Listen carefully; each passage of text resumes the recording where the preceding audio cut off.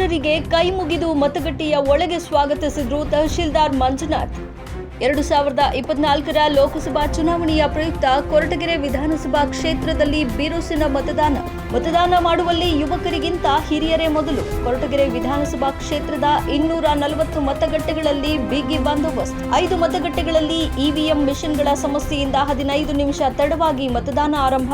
ಎಲ್ಲ ಮತಗಟ್ಟೆಗಳಲ್ಲೂ ಕುಡಿಯುವ ನೀರಿನಿಂದ ಹಿಡಿದು ಎಲ್ಲ ಮುಂಜಾಗರೂಕತಾ ಕ್ರಮಗಳನ್ನು ಕೈಗೊಳ್ಳಲಾಗಿದೆ. 240 ಮತಗಟ್ಟೆಗಳಲ್ಲೂ ಯಾವುದೇ ಸಮಸ್ಯೆ ಇಲ್ಲದೆ ಸರಾಗವಾಗಿ ಮತದಾನ ಸಾಗುತ್ತಿದೆ. ಬೆಳಗ್ಗೆ 7 ರಿಂದ 9 ಗಂಟೆಯವರೆಗೆ 9.36% ಮತದಾನ ನಡೆದಿದೆ ಎಂದು ತಹಶೀಲ್ದಾರ್ ಮಂಜುನಾಥ್ ತಿಳಿಸಿದ್ದಾರೆ.